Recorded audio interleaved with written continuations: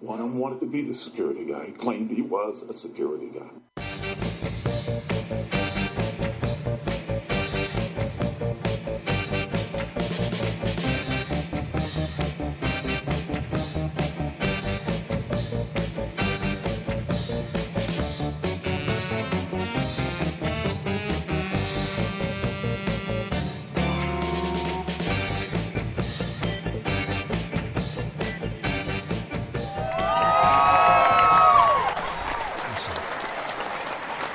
I got a flat spot. Jarvis, you didn't tell me about the flat spot on top of my head here. I'm sorry, I didn't see it. Well, that's the way it goes. Welcome to Security Guy Radio. Your host, Chuck Harold, and Jarvis Essex, my number 2 man today, an engineer. And today, we had a couple little technical glitches, didn't we, Mr. Jarvis? Yeah, we did. A little slow starts, Yeah. false starts there. Security Guy Radio is still on the air, and today we're going to talk about gunshot detection. Now, you may heard me mention this last year from As Is and IC West, remember? Right. How the technology was coming along, and when a gunshot goes off, at the time, maybe a couple years ago, they could tell, it's over here. It's in that sector. And then people started fine-tuning it to the point where maybe that's a 45 as opposed to a 22. Now there's a lot of technology connected to that in mobile apps. It's kind of cool. And it's sad to say it's cool. They have to detect gunshots, okay? Right. That's kind of an oxymoron. Right. But at least we're trying to do something about it. Yeah. So I'm going to welcome my guest, Jennifer Russell, who's VP of Technology at EAGL. Help me out, Jarvis, because I can't. EAGL Technology. EAGL Technology, yeah. Jennifer, welcome to the show. Thank you. Now, Thank you for having me. You're calling in from beautiful New Mexico, I understand? Yeah. Yes, sir. Any snow or rain out there? Had a lot of snow, actually. It's been snowing since yesterday. I mean, a lot of snow. I mean, comparatively, but to Maine. But got about 5 or 6 inches. Wow, that's good. We need it. We need the water. Don't give us any more because our dams are breaking over here. That's what's happening. Yeah, I understand that. So tell us about your company. How long have you guys been around? Well, our parent company's been around for years. I joined them 4 or 5 years ago. We started to. I started 3 years ago and developed technology. And we've just branched out to, the EAGL being on its own. And, we've been in me primarily, have been providing security to school districts throughout New Mexico and West Texas for, at the time, 7 or 8 years. And then when the Sandy Hook tragedy occurred, we, president of Security USA, our parent company, and I sat down and started mapping out a plan to develop the technology where this type of incident hopefully won't, that the casualty won't happen again. All right, so what you guys do is you set up sensors in schools, or it can be a business as well. Schools, one application. Yes. And then you hear the gunshot on the audio. Your software detects it. Your software triangulates it and says, listen, it's between sensor 1 and sensor 5, therefore it's probably in this approximate area. And then it sends out alerts to people so they can say, don't go this way, go that way. Is that a good summary? Well, sort of. I mean, the software is kind of what does all that kind of stuff. But the gunshot detectors themselves, you had Kathleen Griggs on your show at the ASIS last fall. Uh-huh. We took her detectors and have integrated them into the whole package. So we use her sensors. Our software is kind of the execution machine where, her sensors actually, will cue the whole system into motion. So once the gun is discharged, the sensors pick them up, and she cues the CCTV, which directs towards the shooter. And you can watch this all go on the screen in the security officer or real-time crime center. And then it just sets up a scenario where the emergency notifications go out to law enforcement, first responders, triage, to the building owner. Separate set of commands that go to the classroom doors or perimeter doors, depending on where the shots are taking place. If they're outside, obviously, we're going to lock down the perimeter. If it's inside, we're going to lock down the classrooms. And in the case of a business, if their offices or, wherever the employees might be. And also, we can integrate them with the public address system, mass notification system, so people can be notified within 20 seconds of, what is happening. So this has really come a long way since when this first started, where since everything is integrated now and people work towards integration as the first step in building a security system. If I design it from the ground up and say, this is going to tie into my access control system, then I can tie it in and I can say Gunshot equals locked doors. It has to become that automatic if you program it properly. Yes, sir. So how do you reconcile that now with policy? What are schools doing to integrate? We know the technical stuff can be done. In fact, the technical things have always been able to be done, depending on the year. Whatever the latest technology was, it was there. But usually people lagged behind in the execution, not because of money per se. That was always a top list.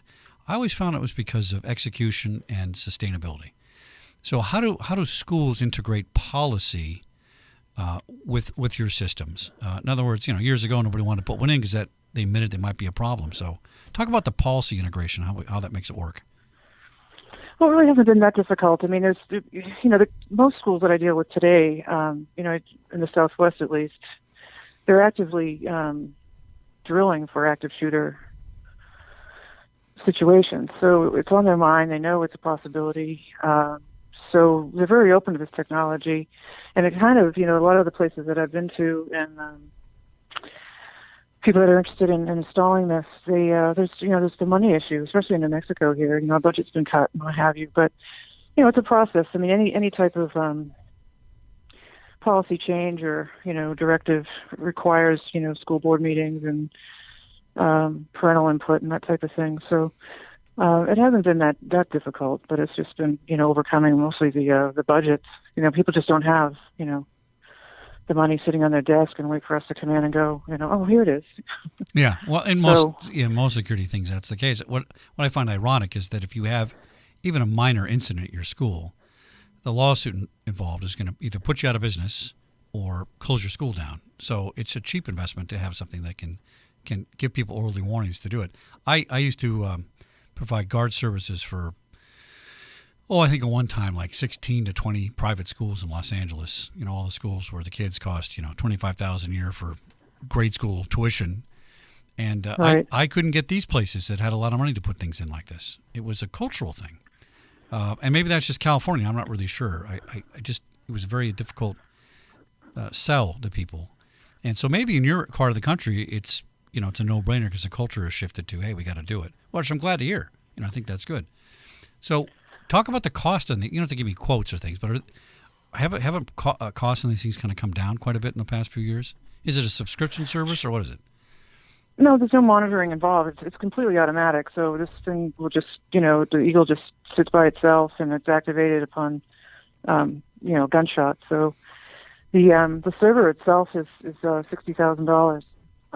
If there's some, existing systems, the CCTV, access control, and things like that, it would just be the matter of, tying all that in together and being the integrator that we are, that we're able to do that without too much trouble.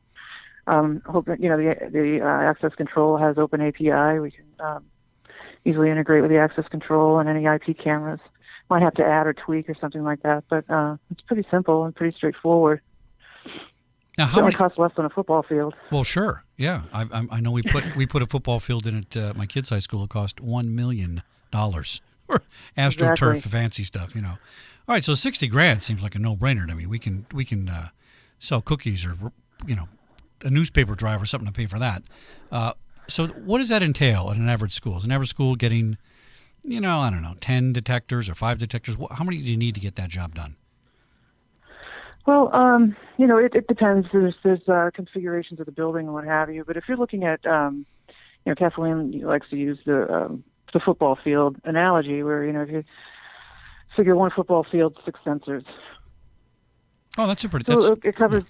Yeah, it covers a pretty wide area, and if we have a big brick wall in the way or something, we might have to add a couple more or something like that. But the server, the $60,000 includes 4 sensors as well. So we can certainly get people started, either indoor or outdoor, and it's scalable, it's low profile. It's not. Some people have this imagery of this giant satellite dish sitting out in the front yard or something in the school grounds, right. That's going to be detecting all this gunfire. And you've seen them; they're the size of a waffle, and they can go up in the ceiling, and nobody's going to see them. And if nobody's told, no one's going to even know they're there. Right. So let's talk about real time. Real time is defined in many different ways in the cyber world. So, what does real time mean in gunshot detection nowadays? How what the gun goes off and an alert's going out in a couple seconds in real time? Real time? Hi, hello. It's real time. Yes, and it tracks the times that the shots are fired, and like I said, it'll integrate into the real time crime centers, so they can actually be on that. Have that screen up on that same building, and they can see actually what's going on. If they get the phone call or they see on the screen that there's been a shot detected, they can just dial right into the CCTV. So there's a little icon on the screen, just on a map overlay, and they can just dial right into that, and they can actually manipulate doors, either lock or unlock. And it would help law enforcement as well, when they're responding to these active shooters, if they're not ambushed and they're going in there with a little bit more situational awareness, and it would typically have a more organized response. Now, can these detectors detect the actual calibers yet? Can they tell the difference between a 45 and a 22 per se? We can indoors. Outdoors is a little bit more difficult. We're working on that. But indoors, we can tell the difference between, 22 and a 12 gauge. All right. Now, if we're going to think and visualize for us, I don't know if Jarvis has any images. Did you find the images of some of the stuff on their website? Maybe we can find them. Let's say this thing goes off, and it's going to go off to multiple administrators or whoever's logged into the system. What is the system going to do as far as kind of give me a practical overview of how it's going to work? The shot goes off. Is it going to, give messages that say, gunshots at the cafeteria, evacuate this direction, real specific directions? Because in a crisis event, unless people have clear, directions, they tend to kind of panic. You know what I mean? Right. Well, it's situational programming. It's based on scenarios. So if the shots are going off outside, then there's going to be, in a lockdown situation. And this is all pre-programmed based on the scenario. So if it's in the cafeteria, the notifications go out that there's shots been detected in, XYZ. The detectors pick up, I think, within 5 feet where the shooter is. So they're going to be able to direct the building occupants accordingly. And whoever's manning this, in the security office, and you can actually see it right from your smartphone. When the emergency notifications go out, you're going to get the map right there. You can say, okay, there he is. That's where he is. So based on that, you can make coordinate the response accordingly. So my experience. Can I answer your question? Well, my experience with guards, because I manage thousands of them, is that doesn't work too well sometimes, okay? So if there's a guy that happened to be in a security office and his designated job was a dispatcher and a monitor and a command center, that would work fine. Most schools don't have that. There's a guy sitting at the front gate. He's under a tent or something or an umbrella. He might have a smartphone. He might not. So can we take this and put as many users as we want on the system? Can every teacher have this on their smartphone so each teacher then can control their particular evacuation or lockdown or protection of their students in their group? Yes, we have email, text, and actually an auto dialer too. So people are actually telephoned as well, and they can all be on that notification list. Whoever you want on that list can be on there. We just program the email address, or program the telephone number, or whoever how they want to be notified, or all three. They get the notification that this is happening, and we understand. It's a total chaotic event, and everything's going everywhere. We're not going to put 100 people on that list. There's going to be whoever needs to know. We're not going to, make it crazier than it needs to be, but the right people will be on, that notification list, and I'm sure they're going to have training and drilling of their own to how they are going to, react. Now, let's say I'm on the police station down the street, and I want to be on this, and we give it to, maybe we give it to the dispatcher. That's probably the best place to have it.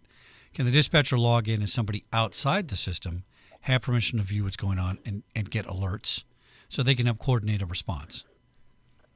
Yes, absolutely. We'd like to see that, especially in the more rural areas where you have a sheriff's office covering a wide area.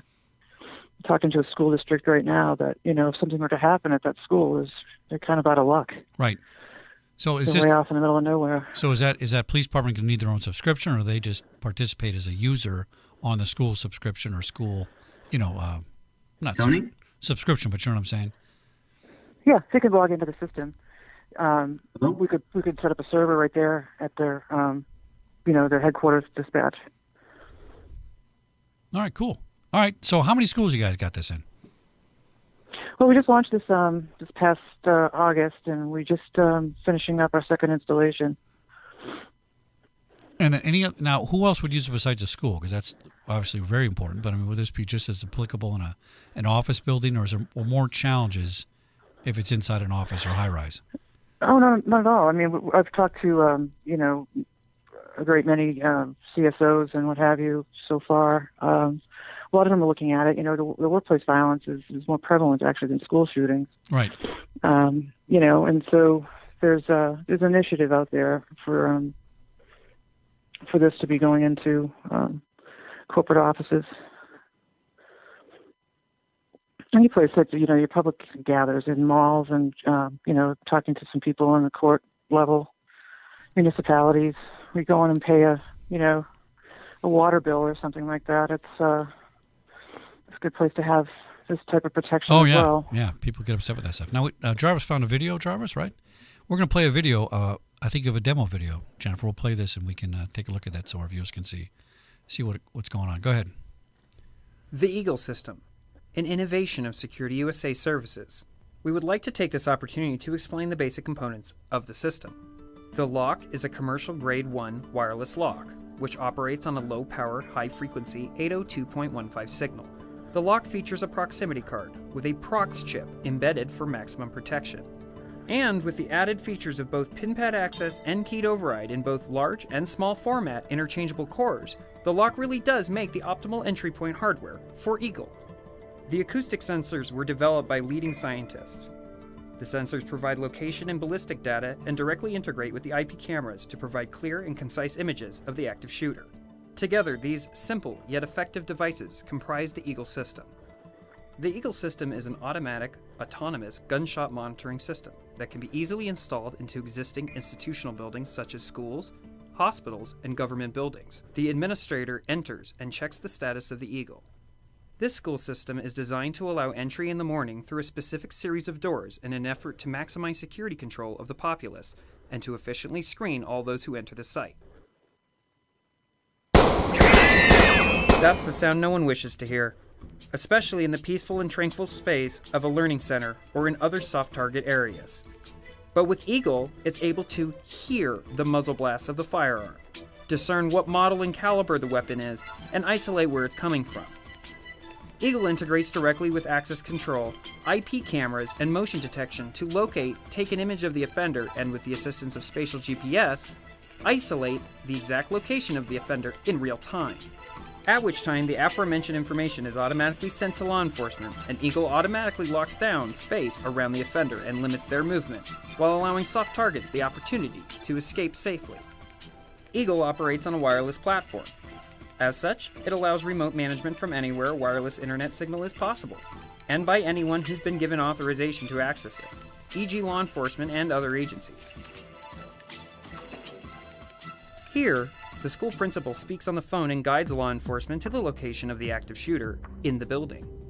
The super user, admin, or authorized user, or in this case police, is able to provide direct entry access remotely to law enforcement personnel to safely assist in the apprehension of the offender.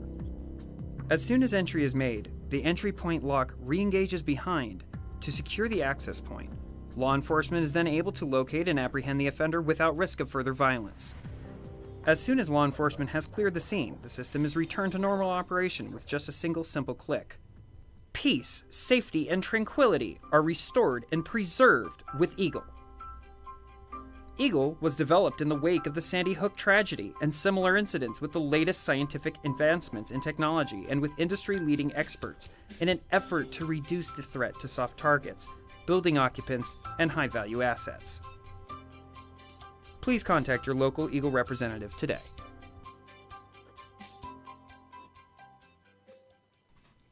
Jennifer, that was a very good video. Very nice. Hey, we filmed that over there in MLK Boulevard and Washington Street. Oh, okay. Yeah, that was very The little comprehensive. private school there on the corner. Yeah, I know exactly where that is. Now, let's talk about those locks. Those are proprietary locks that you work with your system. But is this open platform? Could I make them work with other locks if there was an interface and stuff? If there's an open API, we can work with any other lock. We represent we're a dealer, one of the largest dealers for that particular line, and we use that lock as when we were in the initial designs of EAGL. Very, very nice. It's very cool. Well, Jennifer, I want to thank you for coming. Go ahead. I'm sorry. Oh no, and we have they've also manufactured a classroom lock that outfitting hundreds of doors with that particular lock that we show in the video would get expensive, and we have a classroom lock that's probably a quarter of what that price is. So that's already integrated with the system. Yes, sir. Oh, that's fabulous. All right, well, give us your website, how we can get hold of you. www.eagletechnology.com, and EAGL is EAGL. Technology.com. Okay, EAGLtechnologies.com. Jennifer, it's been great. Jennifer Russell, EAGLtechnology.com. Gunshot detection and lockdown systems. Excellent, excellent. I wish you guys luck. Welcome to come on the show anytime and keep us abreast of the latest developments. And thanks for coming on Security Guy Radio. I appreciate it. All right, thanks for having me. I appreciate it. Good night. Take care. All right, Mr. Drivers, until next week. We're out. Peace out.